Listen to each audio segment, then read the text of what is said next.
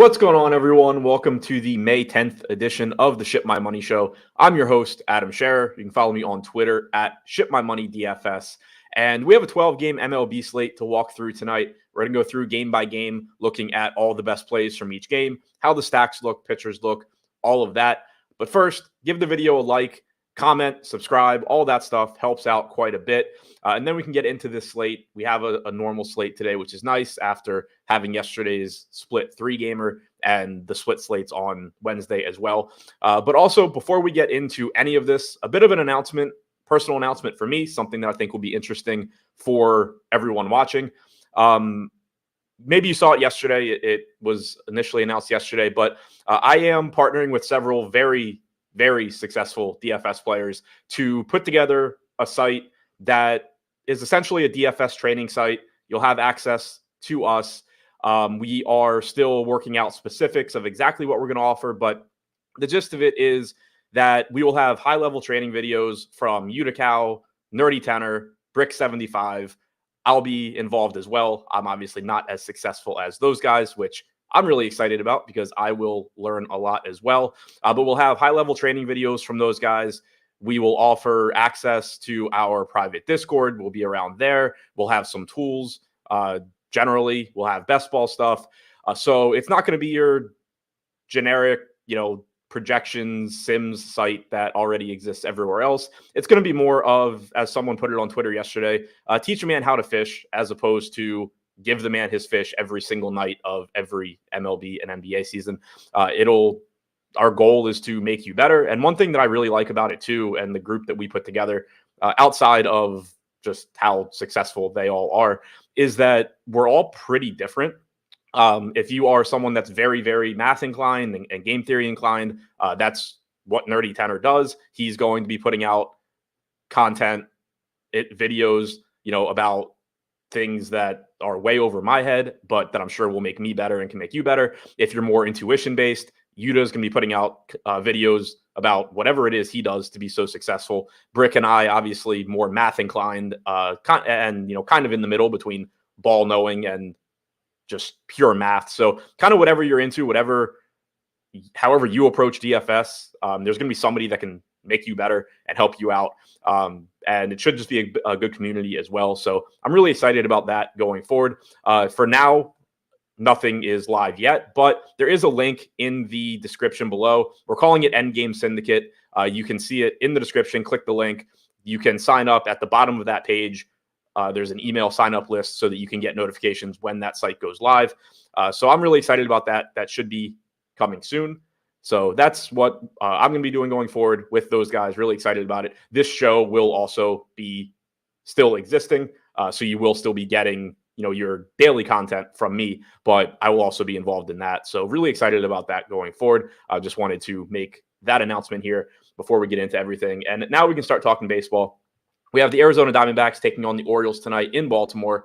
About an 8.5 run total in this game, it looks like. On the mound for the Diamondbacks, we have Brandon Pfaadt. On the mound for Baltimore, we have Cole Irvin. So neither pitcher here is great. Neither one is showing up in a lot of lineups for the field. Neither one is showing up in a lot of lineups for me either. So I don't think we really need to worry about either one. Irvin's strikeout stuff has been better this year, or his stuff in general has been better this year.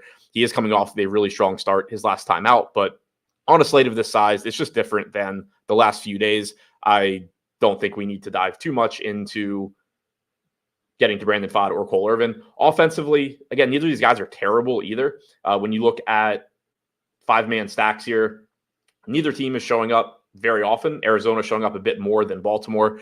Getting to right-handed bats from the Diamondbacks looks decent, but as I said, Irvin isn't bad and has seemingly made some improvements this season. Also, this park in Baltimore is just so difficult for right-handed power. It's not, ideal to want to get to those guys. 164 expected ISO allowed to righties so far this year for Irvin. So Ketel Marte, Randall Grichuk at a really cheap price tag, Gurriel, Walker, Moreno, Suarez. There is plenty of right-handed power in this Diamondbacks lineup, but I just, in this park, think that they're more secondary plays than anything else.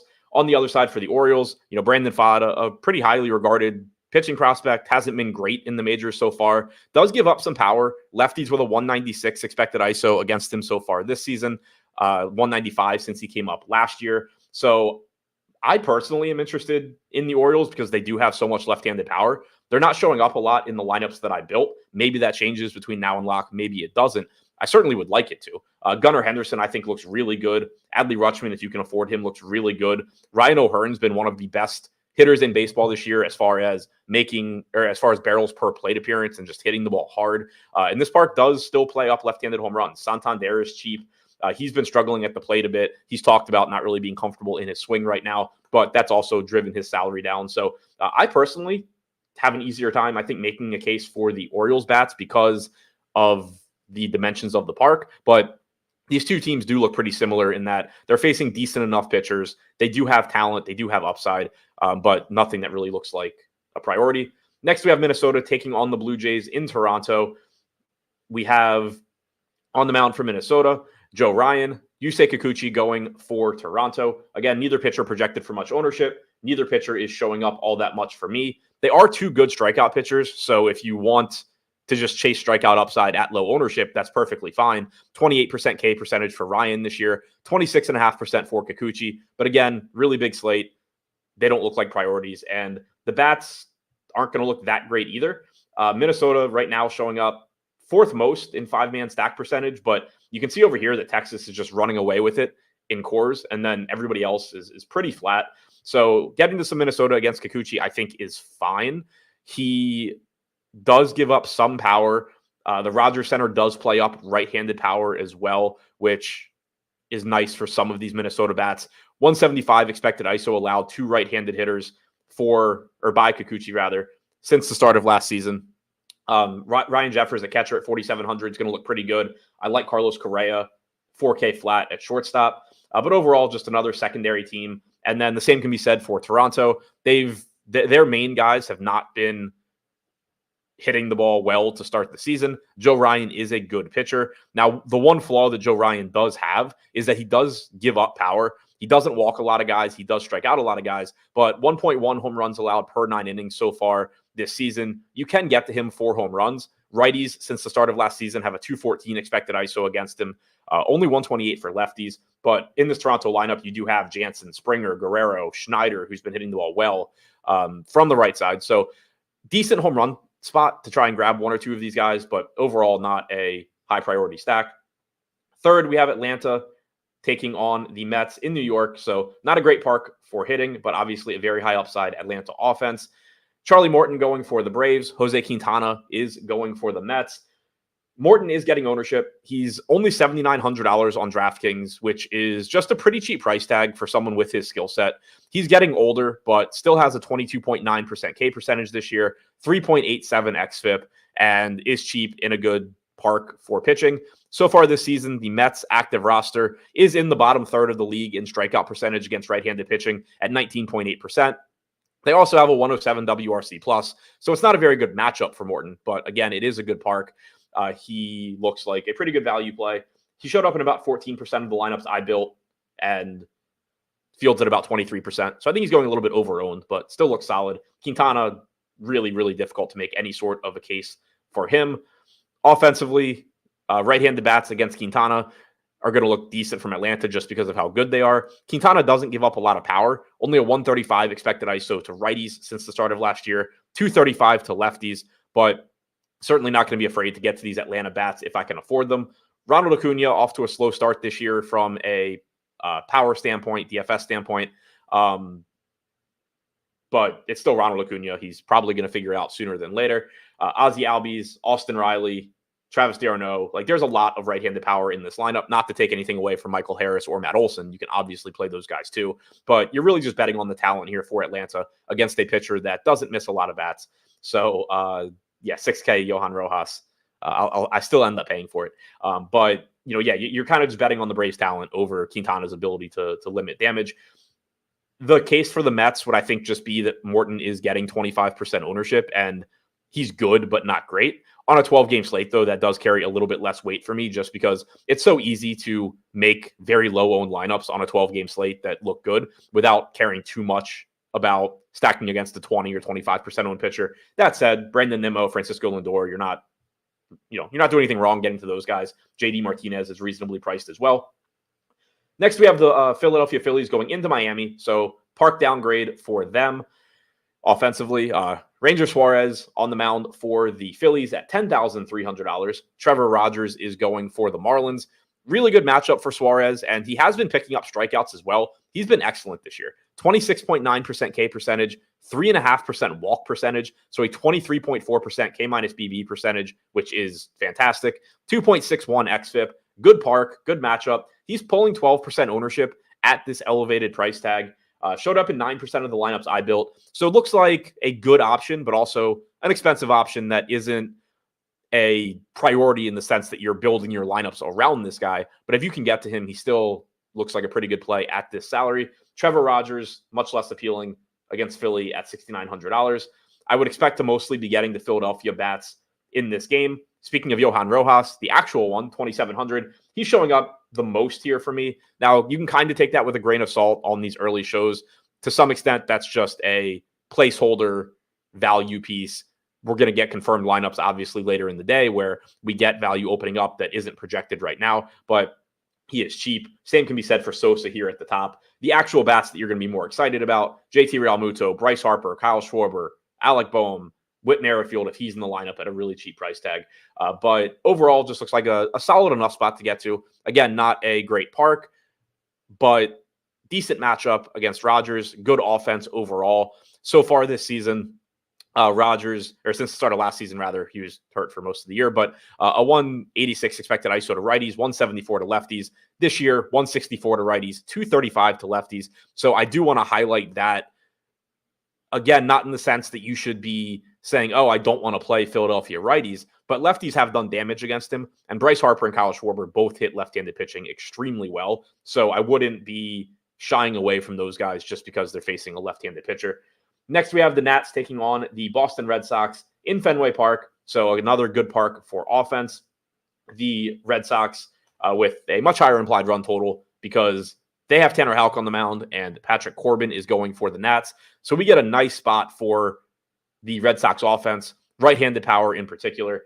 Tanner Houck is pulling about 10% ownership at 9,100, or about 9% ownership, showed up in about 10% of my lineups. I think that he looks fine. It's not a good strikeout matchup. The Nats are in the bottom third of the league in K percentage against right-handed pitching. But if you just happen to land on him, that's fine. He's a good pitcher. 25% K percentage, 2.7 xFIP so far this year. He has benefited from the Red Sox change in pitching philosophy as well. So if he shows up in your lineups, great. But again, not a priority at that price tag. Corbin, I don't really see much of a case for getting to him. I do see a case for getting to Red Sox bats against Corbin because Fenway Park plays up power, right-handed power in particular, and Patrick Corbin is not particularly good at limiting it. 207 expected ISO allowed to righties since the start of last year. Only 155 so far this year, but still a 366 expected WOBA in that split. The Red Sox also have some pretty cheap hitters. You know, Tyler O'Neill, obviously very expensive at 6,100, but still looks like a pretty good play. Duran is priced up from the left side, but Connor Wong, 3,600, likely hitting toward the top of the order at catcher. I'm interested in that. If Vaughn Grissom is hitting sixth at sub 3K, that's interesting to me. Obviously, you can go to Devers just because he's good, but the Red Sox do look pretty interesting in this spot against Corbin. From the Nats side, CJ Abrams, you can play against literally anybody, but it's not a great matchup for any of these guys. Houck is a good pitcher. 173 expected ISO allowed to lefties since the start of last year. Sub 100 to lefties so far this year. Righties have actually gotten to Houck a bit more with a 183 expected ISO, but the amount of upside CJ Abrams gives you, he's still fine. Same can be said for Luis Garcia and Keibert Ruiz, but overall, I do anticipate this being being a spot where we get to the Red Sox more. For Larry C, yeah, I did talk. I made my announcement at the beginning of the show. I'll highlight it again in a little bit for anybody that missed it. But yeah, if you want to rewind, it's there as well. The gist of it is sign up for the emails in the link for Endgame Syndicate in the description. But I'll touch on it again in a few minutes. Next, we have the Cleveland Guardians taking on the Chicago White Sox in Chicago. Guardians have Carlos Carrasco on the mound, Garrett Crochet going for the White Sox. Crochet has really, really, really good stuff. You have had kind of workload concerns for him this year, but for the most part, I think they've been performance-based. Like, the White Sox haven't been just yanking him out of games at 70 pitches or anything, but he has been sort of up and down as far as his performance. The stuff is certainly there. 32% K percentage, 2.92 xFIP. His ERA is 2.5 runs higher than his xFIP. It's about a run and a half higher than his FIP. 5.31 ERA, 3.93 FIP, 2.92 xFIP. He's getting 17 to 18% ownership here. He showed up in about 11% of my lineups at 8,100. Certainly plenty of upside. The Guardians don't strike out a lot, or you would be getting more ownership here, but it's still really, really good strikeout stuff for Crochet. He looks like a very high upside mid-range guy. Carrasco, good matchup against the White Sox, but not a very good pitcher. He is really cheap. You probably just won't really need that value all that much on this slate because you do have so many offenses to choose from and find value bats from. Overall this season, 4.92 xFIP for Carrasco, 17.5% K percentage, about an 11.5% walk percentage, 1.35 home runs allowed per 9. Certainly not somebody that I'm going out of my way to get to, even in a solid matchup against the White Sox. Jose Ramirez showing up the most frequently of any hitters in this game for me. Tough matchup against Crochet, but he is a good hitter. You do get him from the right side, which historically has been a little bit better as well. 156 expected ISO allowed to right-handed hitters so far this season for Crochet. Only a 287 expected WOBA. So again, if you're going to Ramirez, it's mostly because of how good Ramirez is. Brian Rocchio showing up just because he's cheap and projected to be towards the top of the order. The White Sox are kind of interesting to me just because they are cheap and they are facing Carrasco. Since the start of last season, 215 expected ISO to righties for Carrasco, 200 expected ISO to lefties. So I'm a little surprised the White Sox aren't showing up more than they are. Tommy Pham at 3,800 certainly looks like a nice value. Mickey Lopez, if he's leading off at 2,300, not a lot of power, but still a good value. Given the at-bats that he'll get as the leadoff hitter. Eloy Jimenez at 3,900. Andrew Vaughn, they look like good one-offs, mini stacks, however you want to treat that. There is some cheap home run upside coming from the White Sox here in a pretty good spot against Carrasco. Next, we have the Cards taking on the Milwaukee Brewers in Milwaukee. Brewers lit up Sonny Gray yesterday in what was obviously a very bad spot. Today, we get 5K Robert Gasser on the mound for Milwaukee. Lance Lynn is going for the Brewers at 8,700. I don't have much interest in the pitching here. Lynn is pretty expensive in a tough spot. Gasser is cheap, which is nice, and he does project to be a solid pitcher. If you look at his FanGraphs page here, you can see a 33% K percentage in 3 starts, 12 innings at AAA this year. Projects for a 20 to 23% K percentage, depending on which projection model you look at going forward in the major leagues. Projects for a 4.2 to 4.6 FIP. So not somebody that's projected to dominate right out of the gate, but he's not projected to be bad either, and he is cheap.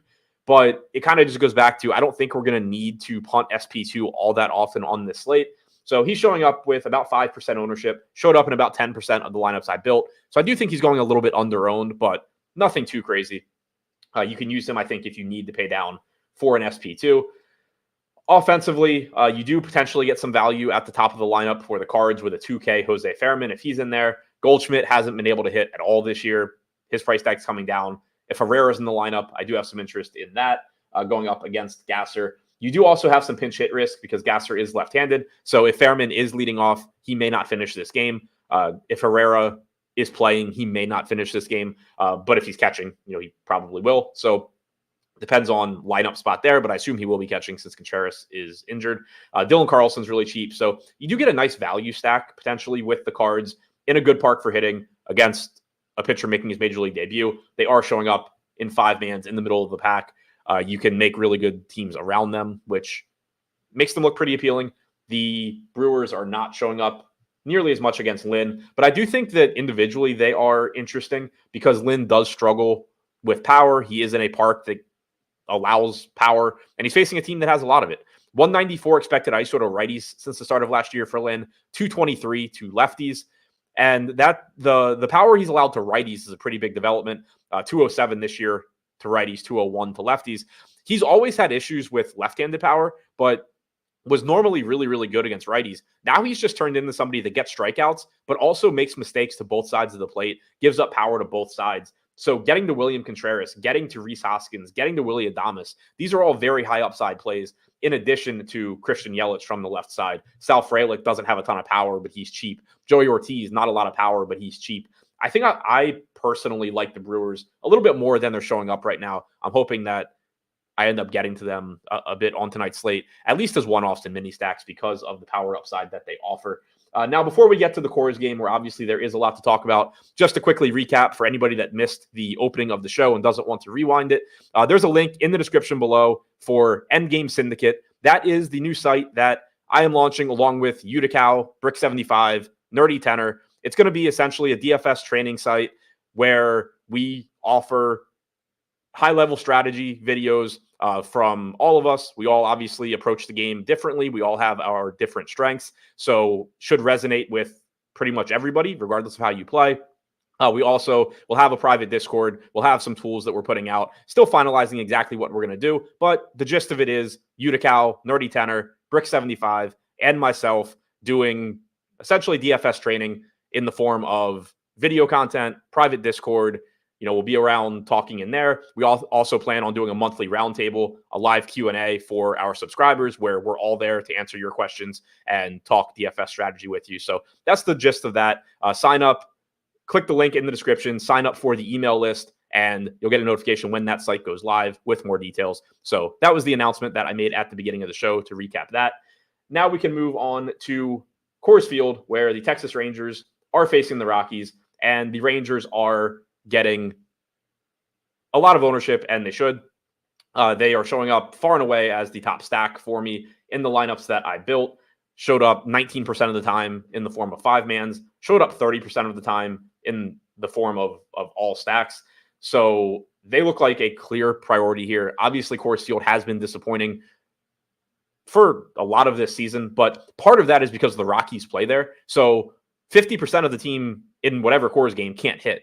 And then sometimes they're going to be playing a team that isn't very good either. Texas obviously can hit. Austin Gomber's on the mound for the Rockies. John Gray going for Texas.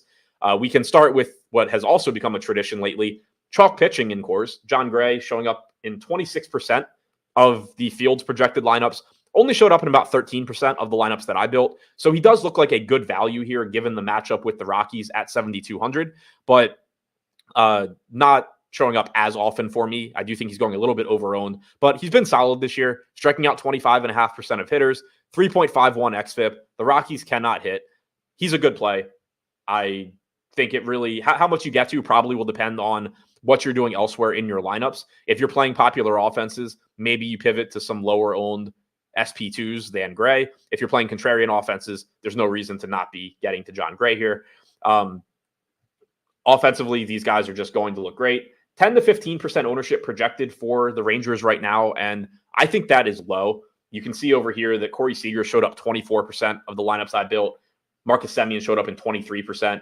Adolis Garcia showed up 19% of the time. Heim at 17%. We have a $3,100 Robbie Grossman just acquired from, I believe, the White Sox, who, if he's in the lineup, looks like a good value play.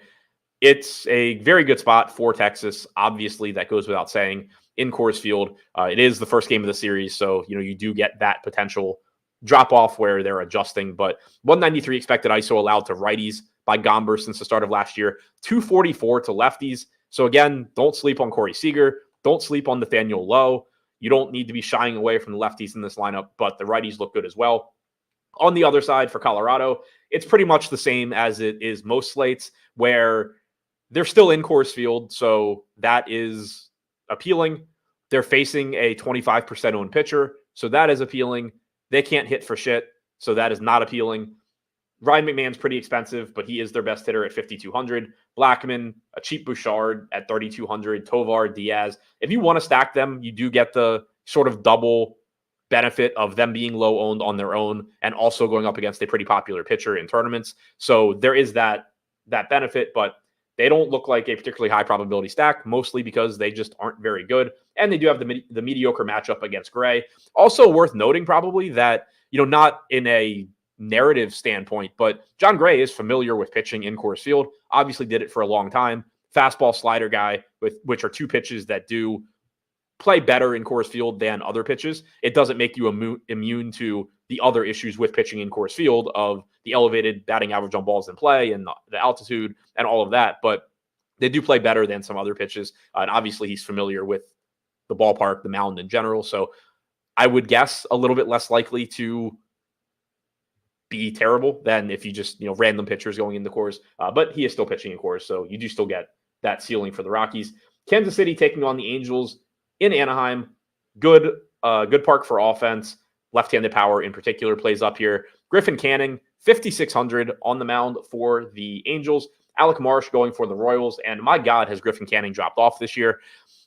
5,600 is still too cheap of a price tag from the standpoint of he's a major league starting pitcher that if he pitches well isn't limited, but he has been awful this year. This is somebody that in the past has struck out 24, 25% of hitters. So far this season, he has a 16.8% strikeout percentage. He has a 5.1 xFIP, 5.28 FIP. He's allowed 1.5 home runs per 9 innings. This guy has been absolutely awful this year, and there's nothing really to suggest that he's getting unlucky or anything like that. You get a nice park upgrade as far as home runs go for Kansas City. So you can see over here about 4% projected ownership coming into Canning. He showed up in about 9% of the lineups I built. So again, I think he's under-owned technically, but still a very low probability play. Not somebody that I really want to be getting to. Alec Marsh, on the other hand, has kind of done the opposite. He has made some improvements this year, seemingly is better against left-handed hitters than he's been in the past, but he's still not a good strikeout pitcher. Only about a 16% K percentage this year, 4.4 xFIP. I don't really have interest in the pitching here. I do have interest in the offenses because, as I said, Canning has just been absolutely awful. And while Marsh has seemingly made some adjustments and improvements against left-handed hitters, he does still historically struggle against them. And actually, pulling up his numbers now, as the season's gone on, he has started to get back to normal. So that's generally what you expect. And I'm actually happy to see it happening because that's what I think should happen. Since the start of last year, 204 expected ISO to lefties, 367 expected WOBA to lefties for Marsh. So far this year, the expected ISO is down to 171. The expected WOBA is down to 351. His actual numbers are much, much better. 225 WOBA allowed, sub 100 ISO allowed, but he has been getting lucky seemingly in that regard. So getting to like Nolan Shanwell, not a ton of power, but a left-handed bat makes sense. Mickey Moniak, 3,100. I like that, assuming he's the top of the order. We have a very cheap Willie Calhoun batting cleanup. So those guys from the Angels are going to make for a pretty nice value stack against Marsh. But I think the more appealing side is going to be Kansas City, going up against Griffin Canning. Again, getting that park bump in terms of home runs compared to Kauffman Stadium. Canning this year, 155 expected ISO to righties, so not terrible there. 229 to lefties. Perez and Witt, obviously just really good right-handed hitters that you're going to be happy to get to. But MJ Melendez, Vinny Pasquantino, both very reasonably priced. Michael Massey, reasonably priced as well. I really like the combination of value and upside that this Kansas City lineup gives you. They look really good here. I didn't mention it, but not to take anything away from Garcia. Certainly, if you're stacking KC, you can go there as well. But individually, Perez, Witt, Melendez, Pasquantino, Massey, the guys that I'm most excited about from the Royals. Dodgers are facing the San Diego Padres in Petco Park. So a park downgrade for the Dodgers, but obviously still a very high upside offense. Tyler Glasnow is going for the Dodgers. Michael King is on the mound for the Padres. Tyler Glasnow, of course, an excellent strikeout pitcher. 32% K percentage, 2.58 xFIP so far this season. Gets that park upgrade. Not a great matchup against the Padres. It is obviously, just looking at the names in it, a good offense. They have the second lowest strikeout percentage against right-handed pitching so far this year at 17.4%. They have a 124 WRC plus, which is just eyeballing it top 5 in baseball. So again, bad matchup, but exceptional pitcher, expensive pitcher. So ultimately, he's coming in at around 22% owned. Showed up in about 13% of the lineups that I built. He's a good play, going a little bit over owned, but again, it's Tyler Glasnow. He looks good. It's just a matter of, can you get to him in your lineups? And it is obviously a very tough matchup. Michael King on the other side, $7,100. Brutal matchup against the Dodgers. Not a great strikeout pitcher. No real ownership coming into him, and I don't really think that there should be. So far this season, My computer froze for a sec. Sorry about that. So far this season, King is allowing a 194 expected ISO to lefties, 234 to righties. So he has given up some power. The Dodgers offense has a 142 WRC plus against right-handed pitching, far and away the best in baseball. Shouldn't surprise anybody. 204 ISO is absurd, also the best in baseball. So clearly you can get to this team as far as stacking goes if you can afford them, even though the park isn't great. Individually, Shohei Ohtani stands out, which should surprise nobody. He is amazing. Play him as often as you can. Same can be said for Mookie. He did lose second base eligibility on DraftKings, which is just going to make him a little bit more difficult to get to overall. Like now you can't play him with Corey Seager, for example, just off the top of my head, thinking of other top plays on the slate, Bobby Witt Jr. So obviously it would be a lot easier to get to Mookie if you could just build lineups where you have him at second base and then one of Seager or Witt at shortstop. Gunnar Henderson there as well. I guess now we're seeing why Gunnar Henderson didn't have as much ownership as I thought he would, or what didn't show up as much as I thought he would in that first game. You have all these guys at shortstop as well. So loaded top end at shortstop, and Mookie just makes that even more true. Will Smith at catcher is going to look good. Max Freeman looks good. Really, really like getting to these guys if you can, because of the power they give you and the fact that while King is not a terrible pitcher, he does give up power. The Padres side is far less appealing. Fernando Tatis is still mispriced for his power and speed combination at 5,100, but he's an outfielder. It's not tough to find very high upside outfielders. A lot of times in whatever stack you're playing, the hitters that you really want are going to be outfielders too, so that can make it a little more difficult to prioritize somebody like Tatis. But he is only projected for 2% ownership. If maybe you wanted a little bit of negative correlation with Glasnow without going a full stack against him, no, I'm not mentioning Gavin Lux. I am still convinced that that dude is blind. He is 2,800, but any lineups that I have with him are more lineups than I want. Not that I'm excluding him or anything, but he's cheap. He's just not very good at all. Fernando Tatis, one-off from the Padres, I think makes some sense in large field tournaments, but nothing I'm prioritizing there. Oakland taking on the Mariners in Seattle. Can't wait to find out what pitcher is going for Oakland and going to get 48 strikeouts today. It is Paul Blackburn. So this will be a nice test case because Blackburn's not a very good strikeout pitcher. The Mariners give you a ton of strikeouts. He looks like an okay SP2. He's 7,500, so you're not getting a really cheap price tag. Projected for about 8% ownership. He showed up about 11% for me. Just a secondary option that if you're playing 150 lineups, you probably are getting to a decent amount, but nothing too crazy. If you're playing 1, 2, 3 lineups, probably not somebody you're getting to, but if he fits perfectly into your lineup, it's fine. That's how I view it. Brian Wu on the other side. Good matchup against the A's, showing up about 21% of the time for the field, showed up in about 14% of the lineups that I built. He has been injured or had been injured. He got hurt last year. This is the first time I've said his name this year, so it's his first start of the season. He made 3 appearances at AAA, went 11 and a third innings. In his most recent, he went 5 innings, faced 18 batters, struck out 6. So generally, I view cases like this. If we don't get an explicit pitch limit, I assume that he's not like extremely limited since he went 5 innings in that AAA start. But I also assume that if he's at like 83 pitches through 5, they're probably not bringing him out for 6. So at this price tag, I don't think it's a major concern. You know, if he throws 85 pitches in 5 innings, strikes out 5 or 6 guys, you're going to be fine. So don't mind getting to him. I think he looks like a solid mid-range play. I think it's going to be tough to get the bats in this game. You do have a lot of power for the Mariners if they happen to put the ball in play, which they probably won't. But just talking through this slate, there are so many games for one, so there's just a lot of offenses in general, but there's a lot of good hitting parks on this slate. You have Baltimore for left-handed bats. You have Fenway for those right-handed bats. You have Milwaukee. You have Coors. You have Angel Stadium. Hitting in the park that's the hardest place to hit home runs is not going to be something that I'm really going out of my way to do on this slate, I don't think. The case would be that these teams are cheap. JJ Bleday, 3,300. Seth Brown, 2,800. Brent Rooker, 4,100, has plenty of power. Toro, 3,600 with MPE. Rodriguez, only 5K. You know, that's pretty cheap for him. Polanco, only 3,900. But overall, I don't anticipate getting to this game much. I think if I do get to it, I would anticipate it mostly being like I 5-man stack the Rangers and then I have Jorge Polanco and Cal Raleigh. or something like that. Mini stacks, one-offs, just trying to get a good game from one of these cheap, good hitters. But I think it's pretty tough to make a case for prioritizing offenses in this park, given the context of the slate. And then wrapping things up with another park where I don't particularly want to get to bats. We have the Cincinnati Reds taking on the San Francisco Giants in San Francisco. Logan Webb, $8,500. Andrew Abbott, $6,700. Webb pulling about 13% ownership. Abbott pulling about 7%. I'm a little surprised that they're not getting more ownership.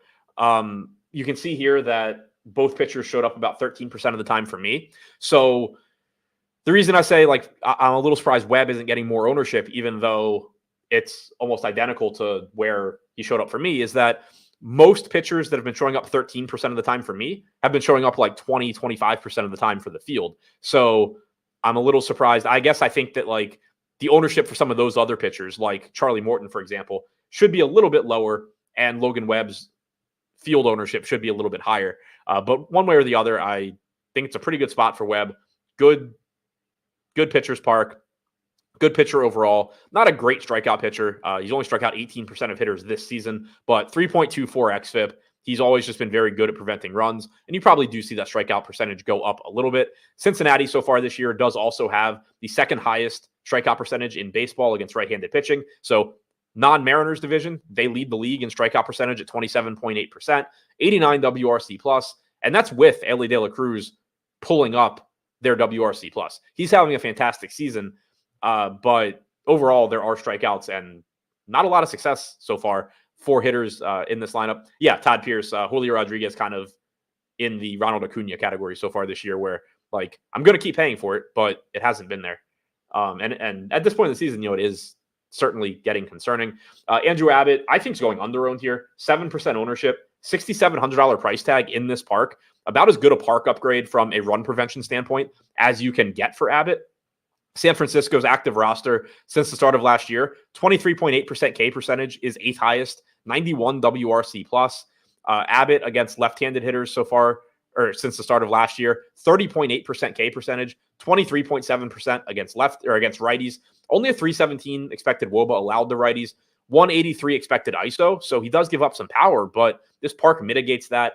I don't really understand why Abbott isn't getting more ownership at this salary, unless it is simply that you can just get to better pitchers without really having to worry about it because hitter pricing is soft. I think that is a reasonable take, but this isn't a low strikeout, cheap pitcher where you're saying, okay, he's cheap. I really need the savings. I hope he gives me 5 innings and strikes out 3 guys.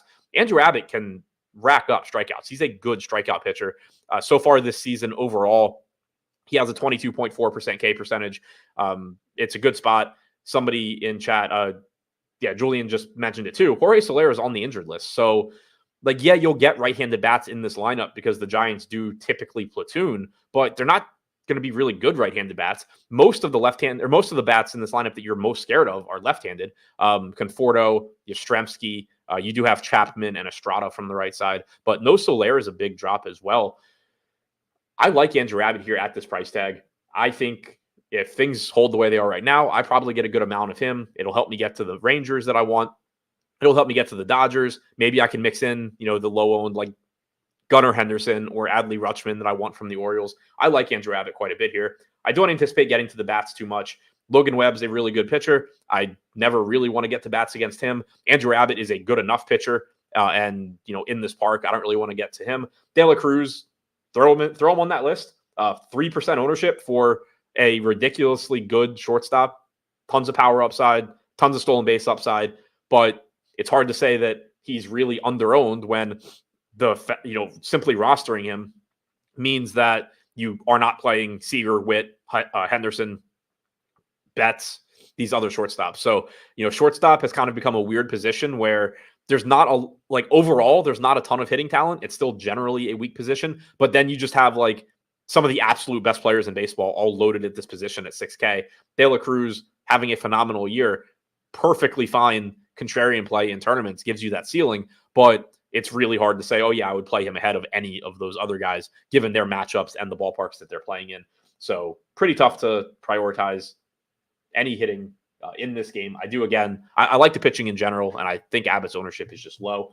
So to recap, overall pitching, looking like pretty flat for me. Wow. 14%, the most anybody showed up, but I had like 6 guys in the 13 to 14% range. Brian Wu, Charlie Morton, John Gray, kind of living in that 7 to 8K range, showing up the most for me, showing up the most for the field. Tyler Glasnow, if you are able to pay up, tough matchup against the Padres, but still a really good strikeout pitcher. Happy to get there if you can. I think that Logan Webb and Andrew Abbott look good. Again, Abbott is probably my favorite contrarian pitcher on the slate with the way ownership is projected right now. Offensively, the Rangers, to me, look underowned at the moment. I think they should be getting more love than they are. That was the case in the Giants series as well. Obviously, it didn't always work out, but we have seemingly seen people maybe overshifting away from Coors Field, at least overshifting based on how I think they should be playing it. So the Rangers look really good. Atlanta, KC, both look good. Not a great matchup for Atlanta in terms of power, but Quintana not going to miss a lot of bats, so you have a lot of upside there. KC looks really good against Canning. Plenty of other, just solid hitting spots to get to, but they look the best as far as 5-man stacks. Overall stacking, same teams there as well. Dodgers following them, Phillies behind the Dodgers. So I like that. From a contrarian standpoint, seeing which hitters I think are the most underowned.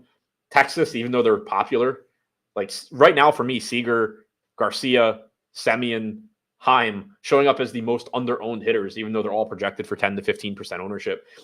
As far as low-owned guys go, the right-handed bats for Atlanta, Albies, Riley look good. Acuna maybe starts hitting the ball hard. But yeah, it kind of looks like a slate where, and you get this a lot on 12-game slates, I'm most likely going to be just playing a lot of the plays that I think are good because you don't have to worry about ownership quite as much since it's just going to be spread out with so many options. So that's what I have for this show. Again, click the link, Endgame Syndicate, in the description below. That is the site that will be launching with Utical, Nerdy Tanner, Brick75, and myself. Get yourself on the email sign-up list so you get notifications for that. The link is in the description below. Other than that, thanks for checking out the video. Give it a thumbs up, subscribe to the channel, all that stuff. If you are in my Discord, I will talk to you later. If you are not and you want to be, use any of those Dub Club links in the description below. Sign up, you get 20% off your first month. Other than that, thanks for checking out the video and good luck tonight.